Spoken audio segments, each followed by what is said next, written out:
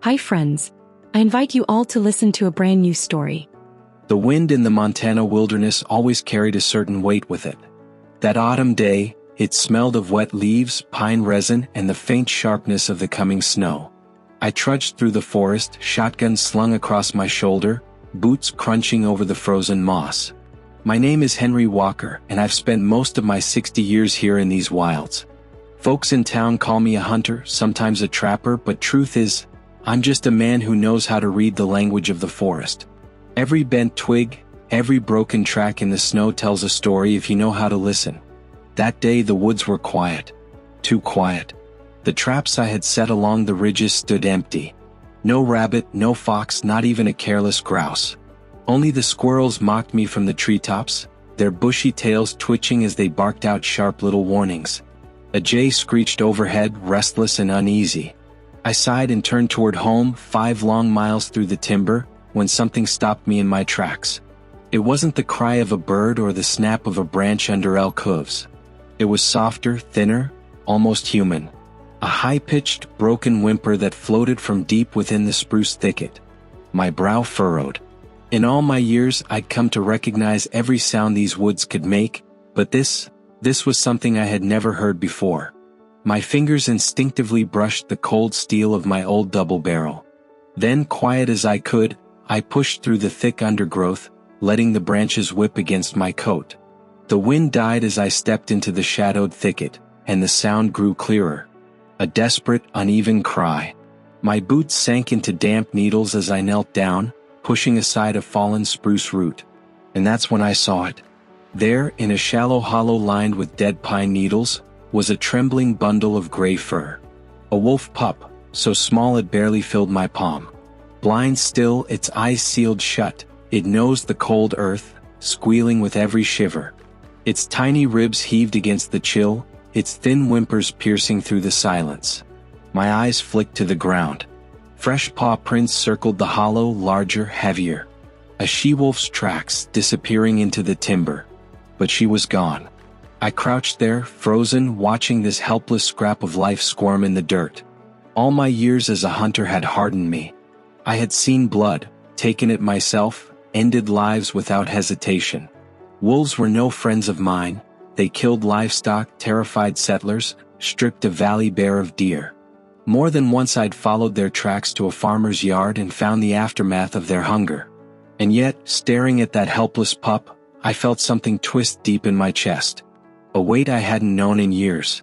My hand tightened around the shotgun. Mercy could come quickly.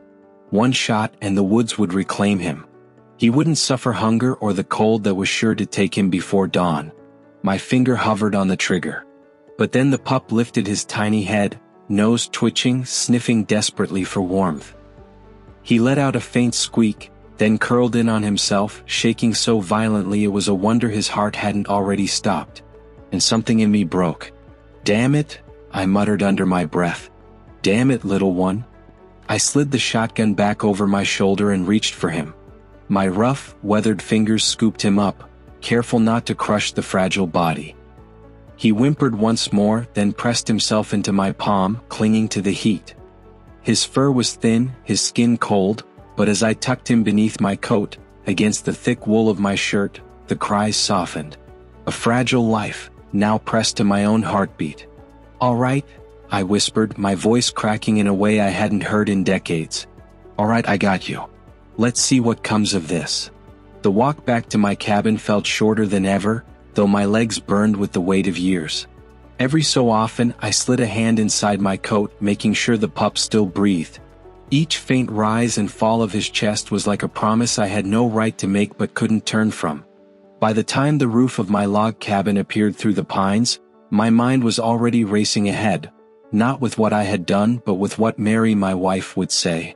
She was there when I pushed the door open, apron dusted with flour, busy by the fire. She turned at once, and her sharp eyes caught the strange look on my face. "Well, empty-handed again?" she asked, not expecting much. Then she saw the bundle I unwrapped onto the old sheepskin rug. Her hand flew to her mouth. "Henry, Lord above, is that a wolf pup?" I nodded once. "Found him alone. No mother." Mary recoiled. You've lost your mind. Wolf? In this house? He'll grow and tear us to pieces, or worse, the neighbor's stock. Better to end it now." Her words cut, but I didn't answer. Instead, I reached for a small tin of milk near the hearth, dipped my finger and held it to the pup's snout. For a moment, he hesitated, then clamped onto my skin with surprising strength, sucking greedily. His tiny tongue rasped, his jaw working like he'd been starved for days. Mary watched in silence, her expression torn between fear and something softer. "See," I said quietly. "He wants to live." That night was long. The pup woke often, squeaking for warmth, for food, for something he couldn't name. I hardly slept. Every time his cries broke the silence, I rose, fed him drop by drop, wrapped him tighter in rags, pressed him close until he stilled. Mary shook her head, muttering about foolish men and their doomed kindness, but before dawn, she draped one of her old shawls over the basket I had made into his bed. For all her words, her hands betrayed her heart. I named him Ash, for the gray of his fur, for the way he was born from the cold ashes of a dying autumn. Days blurred into weeks. Ash's eyes opened, pale blue and unfocused at first, then sharper with each passing sunrise. His legs wobbled as he tried to walk, tumbling over the hearthstones, snuffling at the world with boundless curiosity. He grew quickly, faster than I expected. His fur thickened, silver light shimmering through the darker strands. His whimpers became growls, his clumsy steps turned into leaps. Mary still muttered, still worried, but I caught her more than once smiling as he dragged one of my boots across the cabin floor, tail wagging clumsily. Even our old hound, Buck, who had first growled at the strange intruder, grew to tolerate him. I watched the two curl together by the fire, Ash pressed against Buck's warm flank, and for the first time in years, the cabin felt alive with more than just the crackle of burning logs. But the world doesn't forget so easily. The people in town began to whisper. They said I was a fool, that wolves don't change their nature, that sooner or later, I'd pay dearly for my kindness. I ignored them. Ash wasn't a monster to me. He was something else entirely.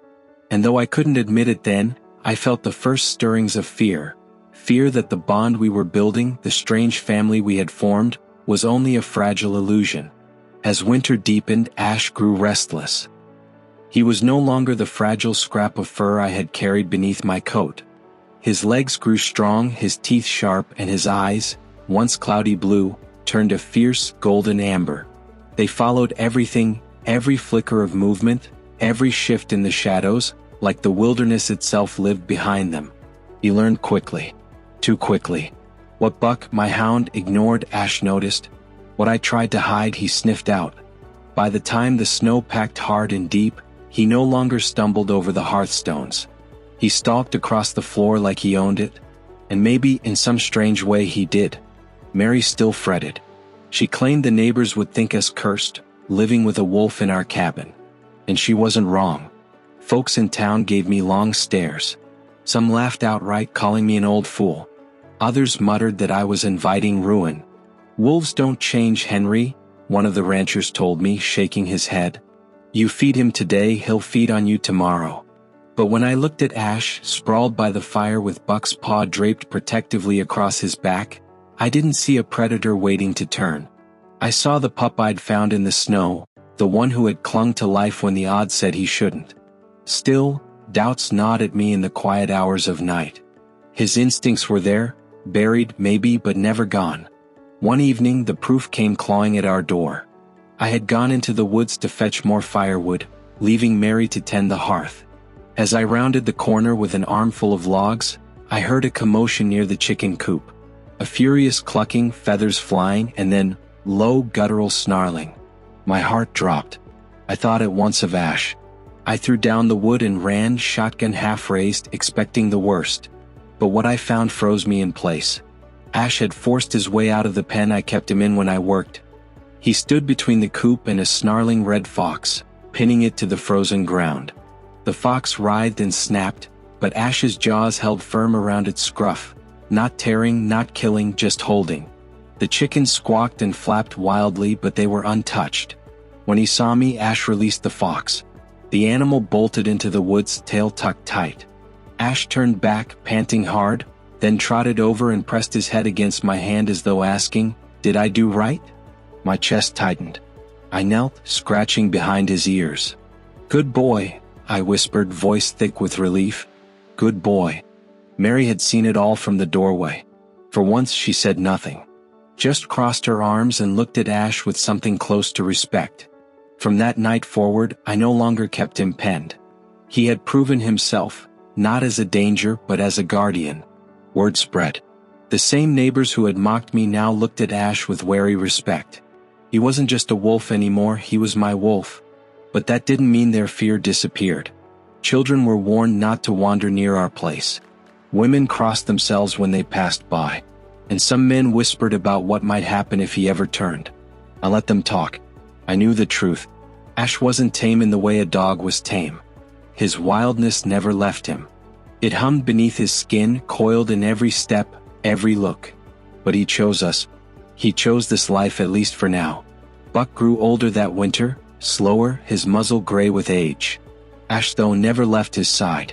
They curled together by the fire, hunted mice in the barn, even shared meals. Watching them, I realized Ash wasn't replacing Buck. He was learning from him. Learning what it meant to belong. Then came the day the wild tested him again. It was late spring, the snow finally gone from the valley, when I took Ash into the woods with me. At first, I kept him on a lead, long rope tied around my wrist. But he was no pup anymore, and I soon trusted him enough to let him roam close. That morning, the forest was alive with new life. Songbirds returned, streams ran fast with meltwater, and the smell of wet earth filled the air. Ash padded beside me, nose low, ears twitching at every sound. He didn't bolt after squirrels, didn't scatter the deer we passed. He moved like he belonged. Then, without warning, a wild boar burst from the thickets. A massive beast, tusks flashing, eyes red with fury. I had stumbled too close to its bedding ground. It charged fast as a freight train. I fumbled with my shotgun, but there was no time. The boar was already on me until Ash leapt between us. He planted himself before the beast, teeth bared, hackles raised, growl rolling from deep in his chest. The boar skidded, stunned by the sudden wall of gray fur and flashing eyes. For one heartbeat, no one moved. Then the boar veered, crashing back into the brush, vanishing as quickly as it had come. I dropped to my knees, clutching Ash's fur. My hands shook. My heart hammered. "You saved me, boy," I breathed, forehead pressed to his neck. "You damn well saved me." From then on, he wasn't just a wolf I had raised. He was my protector. My partner. But even as our bond deepened, I began to notice it. The way Ash lingered at the edge of the yard, staring into the tree-line. The way his ears perked when distant howls carried through the night. The call of the wild was in him still. And though he chose me today, I feared the day would come when he chose differently. Winter in Montana has a way of testing a man's soul. That year, the cold bit deeper than I'd felt in decades.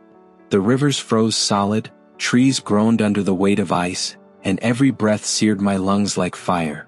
Even the elk herds vanished into the higher ridges, and the traps I set along the valley lay empty more often than not. Ash grew restless with the season. He paced the yard, his golden eyes fixed on the black timberline as if something out there whispered to him in a language older than time. At night, I heard him raise his head and let out a long, mournful howl toward the moon. The sound tore through me, wild and beautiful and filled with a loneliness I couldn't ease. I knew deep down that one day he'd follow that call. But I wasn't ready. Not yet. One morning, I set out deeper into the backcountry than usual, hoping to check the far traps I'd laid for marten and mink. Mary pleaded with me not to go. "Henry, the cold will kill you, and what if something happens out there?" But I couldn't sit idle, not with supplies running low. Ash sensed my preparations. He whined at the door, paused, tapping the floor, demanding to come. I hesitated. It would be a long trek through deep snow and dangerous country. But leaving him behind, watching him pace and whine at the gate, seemed worse. "All right, boy," I muttered at last, fastening my pack. "But you stay close. You hear me? Close." The snow groaned beneath my skis as we left the cabin. Ash bounded alongside, his breath puffing in frosty clouds, his joy a sharp contrast to the brutal silence of the forest. For hours we moved through the timber, the cold gnawing at my fingers despite the wool and leather. My traps were empty, every one of them. By midday, hunger gnawed at me worse than the frost, so I stopped at a down log, poured steaming tea from my thermos, and tore off a piece of bread. Ash paced a circle, uneasy. His ears twitched. His nose flared. Then a low growl rumbled in his chest. I froze. "What is it, boy?" I whispered, setting the thermos aside. My hand closed around the shotgun. Ash's body stiffened, muscles taut. His eyes locked on the shadowed spruce ahead. Then from the gloom it came. A grizzly. Not a sleek, fat bear fattened for hibernation. No, this one was gaunt, furious, and awake when it should have been sleeping. A winter-shaken grizzly, the kind the old hunters called shattens, restless wanderers, half-starved and mad with hunger. It lumbered forward, snow spraying beneath its paws, breath steaming in the bitter air. When its eyes found me, its lips curled back to reveal yellowed teeth. It rose onto its hind legs, a wall of muscle and rage. My heart slammed against my ribs. I raised the shotgun, knowing full well a single round might not be enough. The bear roared, a sound that shook the marrow of my bones, and lunged. I fired. The blast echoed through the forest, smoke clouding the air. The slug hit, but the grizzly only staggered, fury twisting into something worse. It charged again, and Ash was faster. With a snarl that split the silence, he hurled himself at the bear's flank, teeth sinking deep into its hide. The grizzly bellowed in rage, swiping a paw the size of a skillet. The blow caught Ash across the ribs, sending him flying into the snow. He yelped, rolled, and staggered to his feet, blood staining his silver fur. "Ash!" I shouted, voice raw. My hands fumbled to reload. The bear turned back to me, rage burning in its eyes. Ash didn't hesitate. He launched himself again, teeth snapping, biting at its hind leg, forcing it to turn away from me. The seconds he bought me were everything. My hands found the shells, slammed them home, raised the gun again. The second shot hit harder. The bear staggered, blood spraying across the snow. Still it roared, refusing to fall. Ash, battered but unbroken, darted in again, jaws clamping down on its throat. The bear swiped wildly, claws slicing the air, but Ash held on. I aimed one last time, finger steady despite the trembling in my bones, and fired. The slug struck true. The grizzly shuddered, a horrible sound tearing from its chest, then collapsed in a thunder of breaking branches and flying snow. Silence fell. The forest held its breath. I dropped the gun and stumbled through the blood-stained snow toward Ash. He lay on his side, ribs heaving, his fur matted with crimson. "No, no, no!" My knees hit the snow beside him. I pressed trembling hands to his side. A deep gash cut across his rib cage where the bear's claws had torn him open. Blood seeped through my fingers, hot against the frozen air. Ash whined softly, golden eyes finding mine. He licked my hand once, a weak, broken motion as though to tell me he was still here. "You saved me, boy," I whispered, choking on the words. "You saved my damn life." I tore strips from the rag I'd carried in my pack, the same old cloth I'd once wrapped him in as a pup. With shaking hands, I pressed it to the wound, tying it tight, praying it would hold. "Stay with me, Ash. Just stay with me." The journey home was a blur of agony and determination. I half-carried him through the snow, his weight dragging at my shoulders, my legs threatening to give out. More than once I nearly collapsed, but each time his faint whimper spurred me on. By the time the cabin came into view, darkness was falling. Mary met us at the door, eyes wide with horror as she saw the blood-soaked wolf in my arms. "God help us," she gasped, rushing to clear space by the fire. Together we worked through the night. Mary boiled water, brewed poultices, pressed herbs into the wounds with the steady hands of someone who had once trained as a nurse. I held Ash down as he whimpered and bled, whispering to him through clenched teeth, "Don't you quit on me. Don't you dare quit." Hour after hour, the storm outside raged, but inside, the fight for life went on. When dawn finally broke, Ash was still breathing. Weak, shallow, but breathing. I slumped beside him, exhaustion dragging me down. My head rested on his side, rising and falling with each fragile breath. Tears I hadn't shed in years burned my eyes. For all my life I'd thought wolves my enemies, but now this wolf was my family, and I couldn't imagine the world without him. The days that followed felt longer than any I had known. Ash lay by the hearth, his breath shallow, his golden eyes half-lidded. I fed him with broth drop by drop, held water to his muzzle, and changed his bandages with hands that trembled more from fear than age. Mary, once so wary of him, moved quietly at my side.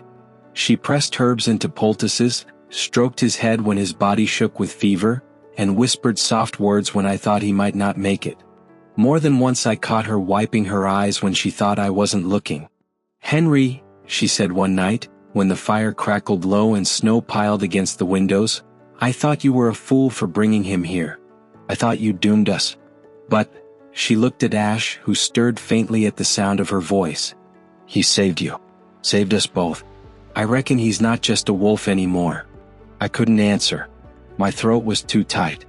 I only nodded, brushing my hand over Ash's thickening fur. Word spread quick in small towns as it always does. The story of a wolf saving a man from a grizzly traveled faster than the wind. Neighbors who had once mocked me now knocked at the door, bringing cuts of venison, jars of honey, even a slab of beef for Ash. They'd stand in the doorway, hats in their hands, eyes wide as they looked at him stretched by the fire. "Never thought I'd see the day," old Tom Rivers muttered. "A wolf that'd risk his life for a man. Maybe hell's frozen over after all." Others simply shook their heads in disbelief, crossing themselves before they left. Even Buck, our aging hound, seemed to understand Ash's place had changed. No longer did he posture or guard his food. He simply lay beside him, head resting across Ash's back, as though shielding him in his weakest hours. Weeks crawled by. Slowly Ash began to rise. First to lap at water, then to stagger a few steps, his legs trembling beneath him. Each small victory lit something in me I hadn't felt in years, a fierce, burning pride. By spring he was walking steady again, the scar across his ribs the only mark of what he had endured. Life seemed to bloom anew with him. The thaw came early, rivers breaking free of their icy prisons. Birds returned, filling the forest with their endless chatter. And Ash, stronger, sharper, more alive than I'd ever seen him, ran through the meadows like the wind itself had taken shape. But I noticed the change. Though he still curled by our fire, still pressed his head to my hand, his eyes lingered more often on the tree-line. When the moon rose, he lifted his head and howled, the sound carrying far into the dark. Not the short, sharp cries of a pup, but the long, commanding song of a wolf grown into his prime. And every time my chest tightened. I knew what it meant. One morning I found him sitting by the gate, gaze fixed on the forest. His ears twitched at every rustle, his nose quivered with every drifting scent. He looked back at me then, long and deep, the way a man might look before leaving home. "You hear them, don't you?" I said quietly, leaning on the post. "Your kin. Your blood. They're out there calling for you."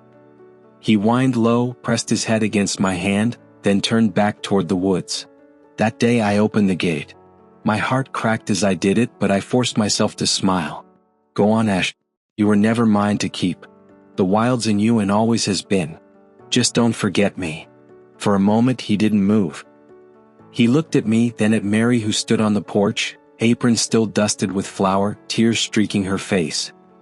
He licked my hand once, gave a low, mournful whine, and then he was gone, slipping into the trees, silent as a shadow. I stood there long after the forest had swallowed him, listening for a sound that never came. My chest felt hollow, empty as the sky above. Mary touched my arm gently. "You did right," she whispered. "He belongs to the wild." I nodded, though it felt like I'd torn out a piece of my own soul. The yard felt empty without him. Even Buck seemed to wander restlessly, his old eyes searching for a companion who no longer lay beside him. Nights were the hardest. I'd wake to silence where once I'd heard soft breathing, the rustle of paws shifting on the hearthstones. But sometimes when the wind carried right, I'd hear it, a howl rising from the ridges, long and powerful, filled with a wildness that made the hair on my neck stand tall. And though it ached to know he wasn't coming back, I'd smile through the tears. because that voice was his. Ash was alive. He was free. Months passed. Summer bled into autumn, and still I thought of him every day. I hunted alone now, the silence of the woods louder without him trotting at my side. But part of me never stopped hoping, never stopped listening. And one day, deep in the timber, that hope was answered. I heard a growl I knew as well as my own breath. Fierce, low, filled with warning. My pulse leapt. I followed the sound into a clearing, shotgun gripped tight though I prayed I wouldn't need it. And there he was. But not the pup I'd carried, not even the scarred wolf who had fought the grizzly. He stood tall, muscles rippling beneath his silver coat, eyes hard and burning like fire. Around him 5 wolves circled, larger, darker, their teeth bared, their hackles raised. They were a pack and he was alone. My breath caught. The wolves advanced, their growls rising, the circle tightening. Ash crouched low, lips curling, prepared to fight to the death. I knew what this was. A challenge. A trial by blood and fang. He had wandered into their territory, and only by strength could he claim his place. Every instinct screamed at me to lift the shotgun, to fire into the air, to scatter them and save him. But I froze. This wasn't my fight. It was his. Bye-bye.